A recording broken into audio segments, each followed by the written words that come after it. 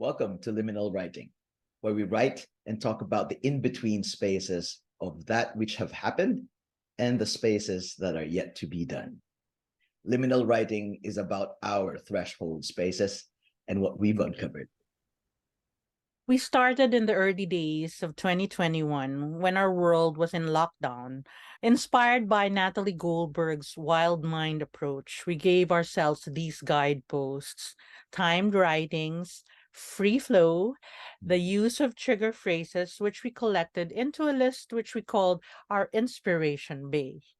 We said, be brave, no excuses, no editing. So here we are, our works and our stories. Thank you for joining us on Liminal Writing.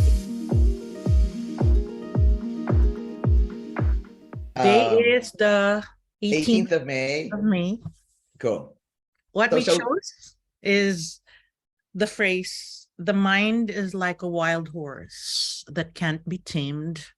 Happiness comes not from controlling the mind, but from learning to live with it. And this is a quote from the book written by Dr. Russ Harris, The Happiness Trap.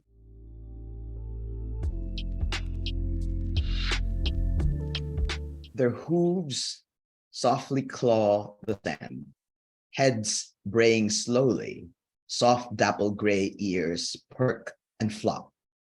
Winds lift their manes, moving their hairs from one side of their necks to the other. They stay close to each other. Enough space between rumps and noses for a high kick or a forceful neigh. These wild horses moving through my being, at times unannounced, at times beckoned. They are molecules of joy, of being present, of knowing and being unafraid no matter what. Wild, delicious joy. That's so delicious. Okay. How about you? Your turn. Let me hear. Oh, no. The mind is like a wild horse that can't be tamed. Happiness comes not from controlling the mind, but from learning to live with it, by Dr. Russ Harris. And I say, and my mind just goes everywhere. That's how it feels sometimes. I get scared of it for the times when it does feel out of control and brings me to places past and imagined where I do not want to go. My therapist has been pointing out to me how there are these many selves, versions of us that hold space in our being, versions of us that sometimes compete for control and whose voices come louder in the most inconvenient moments. Lately, it has been the child version of me that has had its quiet tantrums. Dejection and fear and worthlessness and grief all rolled into this silence that is so powerful, it might as well have been the loudest, longest, frightening, wailing and screaming fit. The more I try to face the prospects of forging a forward path into being the leader I want to be, to imagine stepping into roles that would open up possibilities for growth and responsibility, the more this child looms and the fear echoes.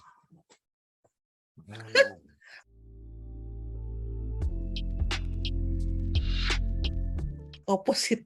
But it's so incisive. Oh my goodness. It's just fascinating too, because we took it from really different this time. Sometimes kasi we're on the same plane, right? In the same, but this one is like woo, opposite. But it's for me, it just zeroed in on the two words about wild horses and about happiness. So in my mind, that's where it connected. So it's wild horses and happiness. And it didn't, for me, so happy. I could feel it. I could feel the joy in it. Yeah, for me, the word trap dropped from that. The image that came to my mind. And I must admit, I haven't seen this face to face, but it's probably pictures that I saw both Ah, on National Geographic about right, like right. horses, Horses. Mustangs on an Oh, you were on saying we're both born in the year of yes, fire horse. specifically, yes, we're both fire horses. Yeah, So but I so could that's how it feel, comes. but it also reflects the space you're in right now. And Yeah. before we wrote, we were just talking about the recent work you've done, and you're Mm. obviously thriving in that workspace. I'll make a connection later about when we're talking about the week that I had because I was facilitating, right? Yeah. But you go first. You go first. About Okay. you, how Oh did my God. this That's why feel? it's How the did actually opposite. No, 'cause start? this is naman the space where I am at. The message that Dr. Russ Harris was saying there is exactly what my therapist is now guiding me through also, to basically saying when that happens, because right now I'm putting together my work profile, right? My CV, Yes. work applications, personal statements that requires of me to put myself forward Mm, yeah. and capture the things I can And bring to the see the best version of of yourself. me. Yeah. But what Yes. happens every time, the more I need to do that, the Mm. more the child voice dominates. Ah, yeah. So in context of me being the child that was abused, was Yes. rejected, was basically told she was not good enough, or not even just not good enough, just basically not wanted. Mm. It overwhelms. But my therapist is basically saying I should come to a space or find the skills where I accept and embrace that child. Okay. All right. So basically, that's why you don't control it, but you learn to live with that child in you. Huh. Okay. And next week, I'm going to that retreat and have sessions with my therapist. Yeah. I'm hoping to be able to do that, where I'm able to embrace that child and converse with the child. Basically, speak to it the way an adult would to that child. You won't tell her, don't feel that way, or what would you Yeah. do, right? If you were now, as the adult says, meet that child, what would you do? And you would hug her, right? You would want Yeah. to And hug be her. kind and You yeah. won't tell her, don't think like that, or don't do Yeah. you would Acknowledge where she's at. exactly. So Mm. that's where I need to be, where I need, Wow. but I'm not yet there. That's okay. You will find your way wherever it lands you, right? You gotta meet that 5-year-old Ces I know. and tell her that she lives to be 57. Yes, and then tell her the story. You know what? At Oh my God. this is what Shit. you became. This is Holy all the things fuck. you have achieved. So maybe that child will. It's giving me goosebumps. I'm having Because one right now because it's feeling ah, it is that's why she said it's one of the exercise I'll be doing is a scrapbooking, and yes. basically put images and whatever of the things that I felt I've achieved through my life. Yeah. So that it becomes real too. And I was thinking now, maybe what I'll do now that we're processing it, I'm thinking now what I'll also do when I scrapbook, I'll dedicate the scrapbook to Sass the child. Yeah. Yes, it could be a realization of 5-year-old Ces aspirations and desire to exist as she is. Mm, Whoa. Oh my God. I can't wait to hear I know. whatever stories you bring back It's from your making me session emotional from already. next year, from next week. Oh It's my intense. goodness. I really just want to move forward. But this time, because I've always kind of, I guess, just move went on with my life, and almost just like I have to prove whatever. Mm, But I have to now make sure that she's with me. yeah. And not be unseen Yeah, ever again. because that's what I've been doing with myself. even the rules and how I approach my work. It's basically to be unseen in the ways I do my work, which has been a strength because, you know, you and me, right? When we facilitate, it's almost like you feel that you've achieved your work when people who are in your session or however small or big it is. Yeah. My fulfillment is when I see that all the participants feel they've achieved something together, and whatever strategy or statement or vision comes from that meeting is theirs. They own it. Correct. Correct. And then I disappear. Yes. I disappear in that sense, in the accomplishment, because it's theirs. It's not mine. Yes. And as a facilitator, that's an indicator for success, right? When people own the process. Yes. And you basically fade out. It's almost like it's so seamless, the whole process. And you make them feel that it's their process, it's their conversations, it's their vision statement, whatever it is. Spot on. Exactly, that is it. Right? Because we create the platform and the structures, and they are the ones who fill in everything. Correct. It's their learning, it's whatever it is, like what you've been doing. But then what happens is then we are not in the picture anymore. Even in reports that come out, my name doesn't sometimes come out because it's forgotten. But at the same time, part of you then says that it means you were good. Yes. Right? Yeah. But in my complexity, it also then reinforces the invisible me. The me that needed to be blending with the wall so that my mom wouldn't notice me so much, so that she won't emotionally abuse me because she hated me at that stage. So the more I'm invisible, the more I am free from pain. So there's that dynamic.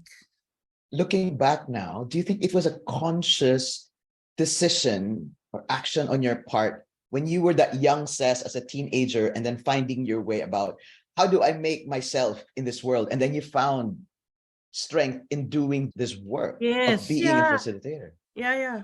And remember when we were in theater, right? Yeah. I wasn't that comfortable being on stage in front. It was doable because we were a group. I wasn't a solo actor, right? Yeah. You know, that had the limelight all to myself. Yeah.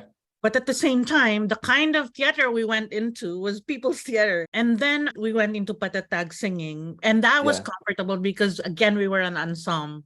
Yes. Yeah.